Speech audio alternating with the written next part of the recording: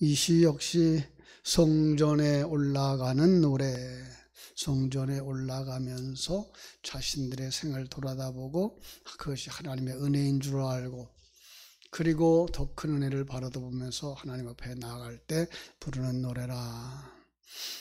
아마 어떤 사람들은 이런 얘기를 해요. 예루살렘 축제 때 불렀을 거다. 물론 어떤 축제라고는 이렇게 말하지는 않는데 아마 예루살렘 성소의 법궤로 말미암아 하나님의 영광을 드러내는 그런 일들이 있지 않았을까, 이렇게 이야기를 합니다. 델리츠라고 하는 학자의 주석을 보면 이 시는 모든 주의 백성 사이에 있는 언약궤 위에 보좌에 하나님께서 앉아 쉬실 것이라는 생각에 그 거처를 마련하기 위해 다윗이 노력한 것을 회상하면서 쓴 작품이었을 거다라고 생각을 합니다. 이런 두 가지 생각을 한번 가지면서 오늘 본문의 말씀을 같이 살펴보겠습니다. 1절로 5절은요, 시편 저자는 먼저 다윗이 법궤를 예루살렘에 모시기 위하여 고심했던 것을 회상하게 하고요, 6절부터 9절까지는 그 법궤를 성막에 모시고 하나님을 찬양하는 모습이고요, 10절부터 11절까지는 그 하나님이 다윗에게 언약한 것을 기억나게 하고 잊지 말도록 기도하고 있고요, 마지막 13절로 18절까지는 하나님이 시온에서 약속하신 축복들을 열거하고 있어요. 되새김질하고 있다, 이렇게 보겠어요. 지난 시간에는 앞에 바로 131편을 우리가 묵상하면서 성전에 올라가면서 자신이 가는 현장, 그죠? 어둠과 사망의 골짜기 같은 곳에서 세상의 빛, 세가상의 소금의 역할을 하면서 살 수 있도록 해주신 것에 대한 감사, 이렇게 말씀을 드렸죠. 그래서 그 크신 하나님 앞에 설 때에 순종할 수 있는 자가 되어졌고, 그것이 어떻게 하는 것이 하나님을 기쁘시게 하는 것인가를 알아서 하나님 앞에 헌신과 봉사를 드렸다 그랬습니다. 자, 오늘 본문은 다시 한번 성전에 올라가면서 예배를 사모하면서 나아가면서 이 법궤, 언약궤, 우리로 말하면 뭐예요? 하나님의 말씀, 성경을 어떻게 대하고 있는 것인가, 우리 한번 묵상을 하도록 하겠습니다. 조금 길어요. 1절부터 5절 같이 한번 읽어보겠습니다. 여호와여, 다윗을 위하여 그의 모든 겸손을 기억하소서. 그가 여호와께 맹세하며 야곱의 젖는 자에게 서원하기를 내가 내 장막집에 들어가지 아니하며 내 침상에 오르지 아니하고 내 눈으로 잠들지 하지 아니하며 내 눈꺼풀로 졸게 하지 아니하기를 여호와의 초소 곧 야곱의 전능자의 성막을 발견하기까지 하리라 하였나이다. 무엇이 생각나죠? 법궤를, 언약궤를 성전에 안치하고자 하는 다윗의 노력, 사무엘하 6장에 보면 나타나 있죠. 그렇게 성전으로 그 안치를 해야 하고 거기에서 하나님을 영화롭게 하는 일을 하고자 했던 것이 있어요.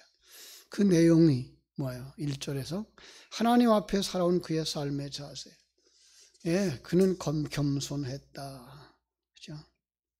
교만과 대조되는 단어라 그랬어요. 불신자들은 하나님을 거역하는 사람들, 교만이라고 말하죠, 그죠? 거기 대척점에 있는 하나님의 생명을 가진 사람의 삶의 모습, 그것은 겸손이에요.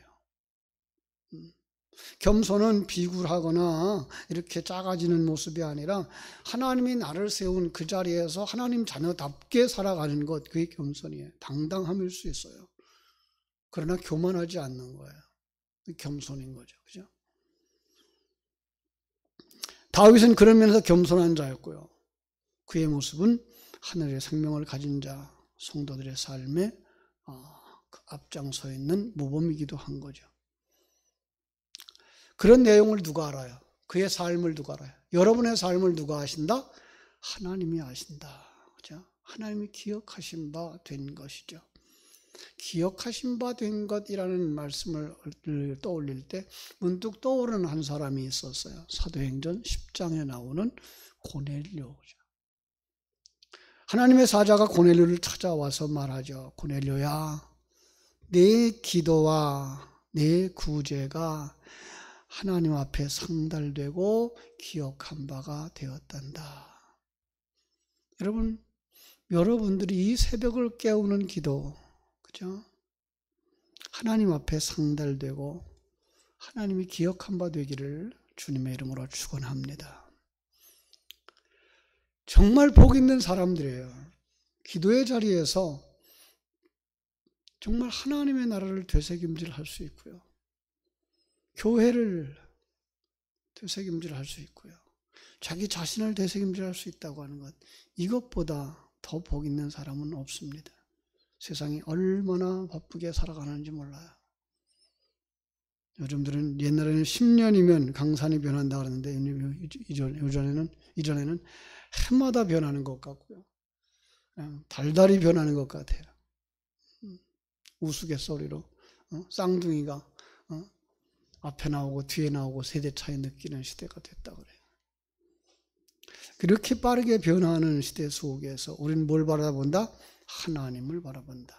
2절에서 다윗은 하나님을 야곱의 전능자라 이렇게 이야기합니다. 야곱을 이스라엘이 되게 하신 전능하신 하나님. 더 나아가서 야곱을 통해서 성전이라는 말을 이렇게 처음 등장시켜요.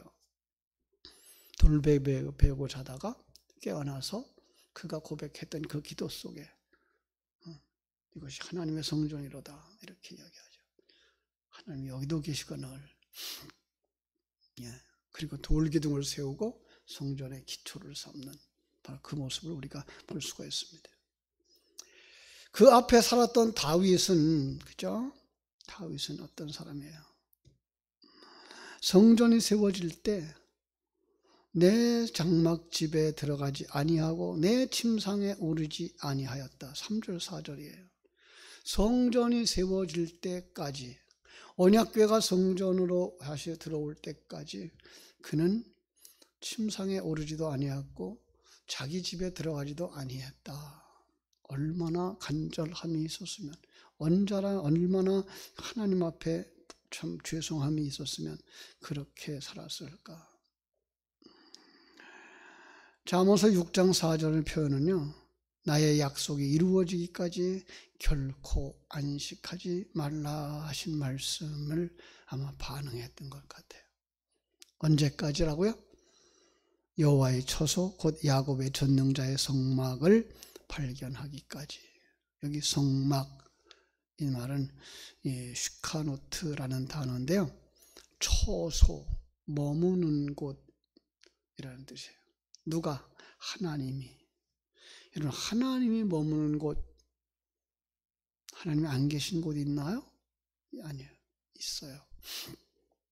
하나님이 계신 곳을 우리는 하나님의 임재가 있는 곳, 그리고 하나님이 좌정하신 곳을 성전, 하나님과 함께 동행하는 자들을 성도라고 이야기하고 있기 때문에 바로 그런 사람이 될 때까지 어떻게 된다고요? 6절로 9절에 보니까 성법궤를 성막에 모시고 하나님을 찬양하는 모습이에요. 우리가 그것이 에브라다에 있다 함을 들었더니 나무밭에서 찾았도다. 우리가 그의 계신 곳으로 들어가서 그의 발등상 앞에서 엎드려 예배하리로다. 그런데 안타까운 것은 그 시대에 법궤가 어디에 있어요? 나무 밑에. 이 사무엘상 7장에 문자 그대로 하면요, 법궤를 아무도 돌보지 않은 거예요. 우리들에게 묻는 거죠. 너 성경책이 어딨니? 여러분 손에 있나요? 아니면 그냥 책꽂이에 있나요? 아니면 방구석에 막 돌아다니나요?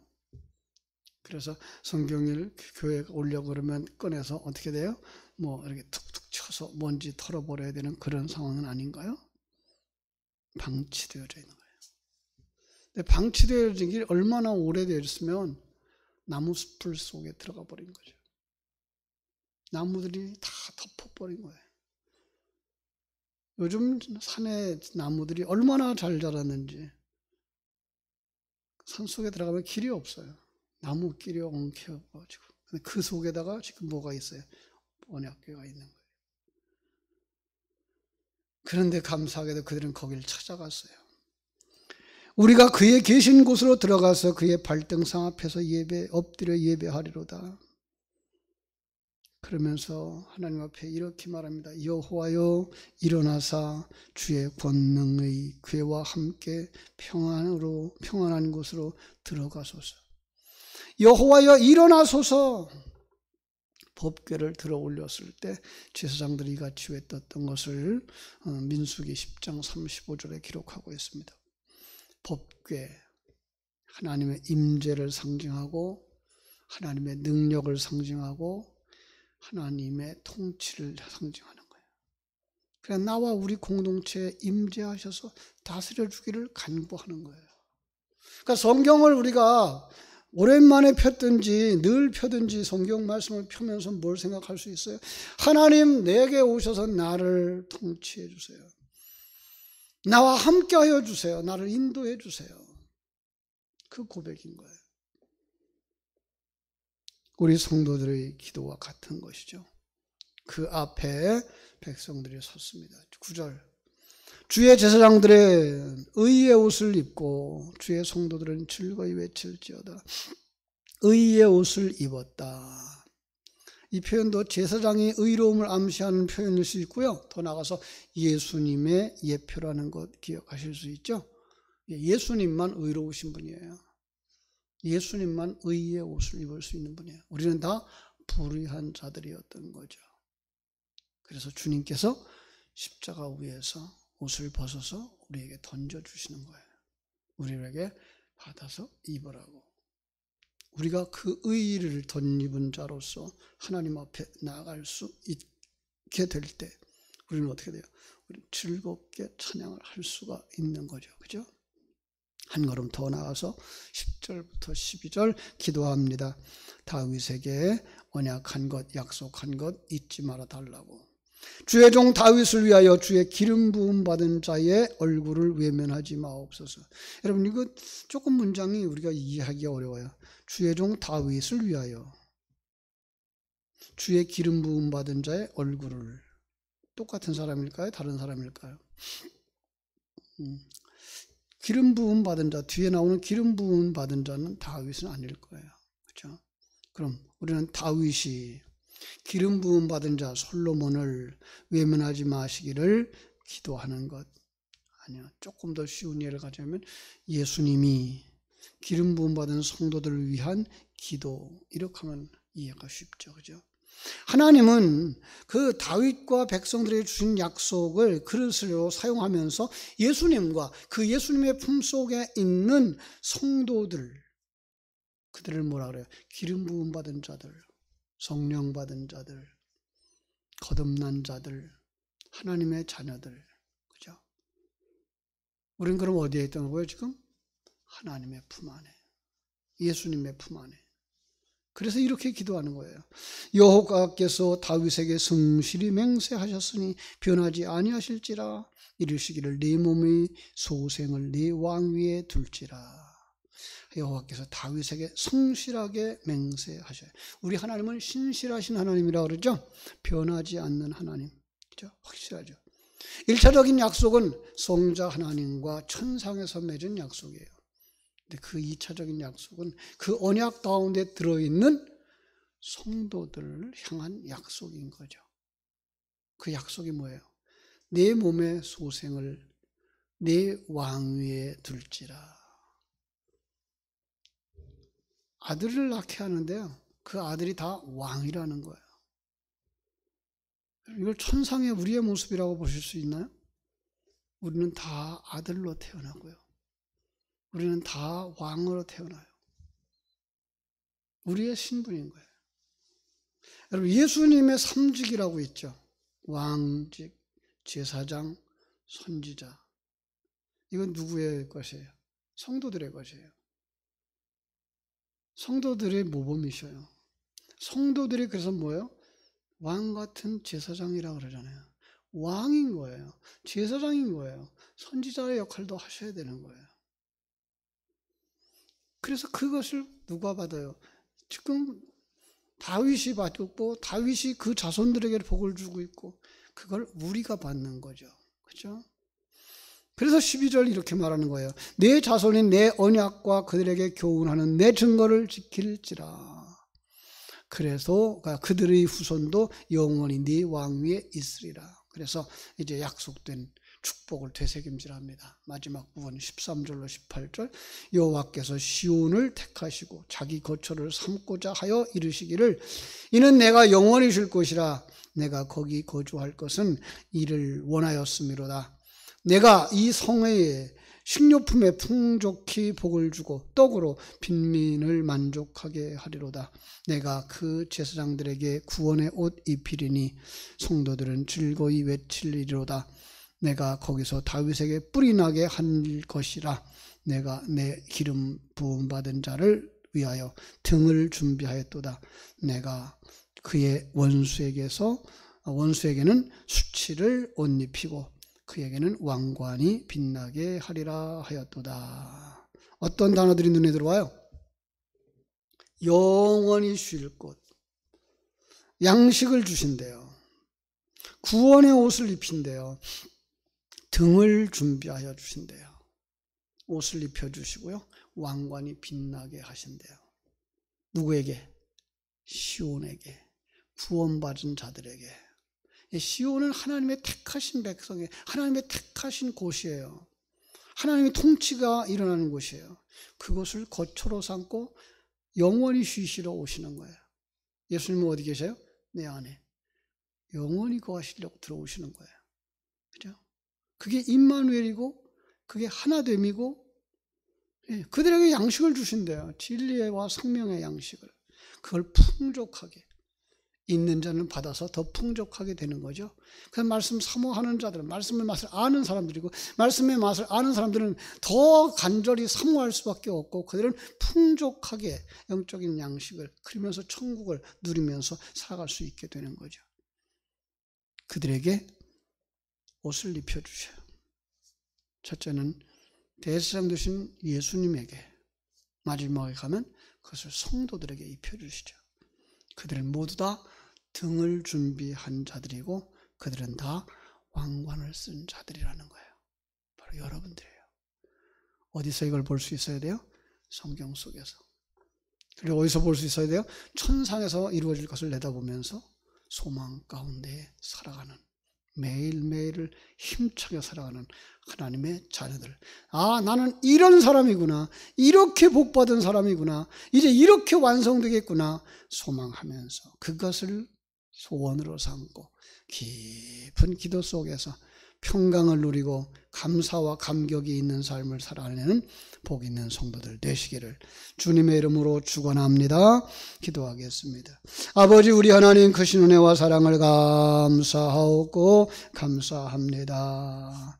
하나님, 이렇게 참 성전에 올라가는 노래들을 여러 편 반복해서 부르면서 우리는 예배 속에 나아가는 우리의 모습은 과연 어떠해야 할 것인가? 그 중에 하나, 오늘은 법궤, 성경 말씀에 대한 부분을 우리가 깊이 묵상할 수 있었습니다. 그들이 참 나무 숲을 속에다가 법궤를 내버려 뒀던 것처럼 우리도 지금 성경책을 그냥 책꽂이에나 아무데나 내팽개쳐 두고 있지는 않은지요.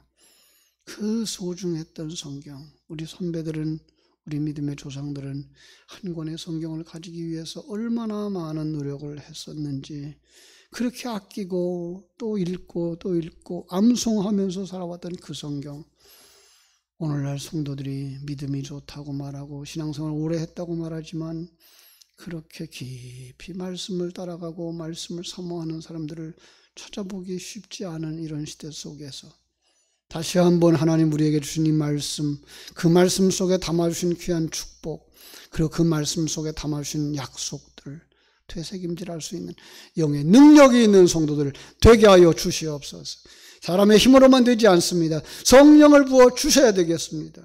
아버지 하나님이여, 오순절에 성령의 충만함을 사모했던 사람들처럼 하나님 오늘도 우리에게 성령으로 충만케 해주셔서 마가 다락방의 제자들이 정말 성령 받고 눈이 열리고 귀가 열리고 감각이 살아났는데 우리에게도 이러한 은혜를 허락해 주옵소서. 기도하다가 성령 충만 받고 돌아가는 성도들 다 되게 하여 주시옵소서. 말씀 사모하는 사들이 다 되게 하여 주셔서 정령 의의 세마포옷을 입고 그 손에는 참으로 기름등을 준비하고 그 머리에 하나님 주신 면류관을 받아 쓰고 천성을 향하여 들어가는 복된 그림을 바라다 보면서 내가 그 자리에 있게 하여 주옵소서 기도하는 복된 성도들이 다 되게 하여 주시옵소서.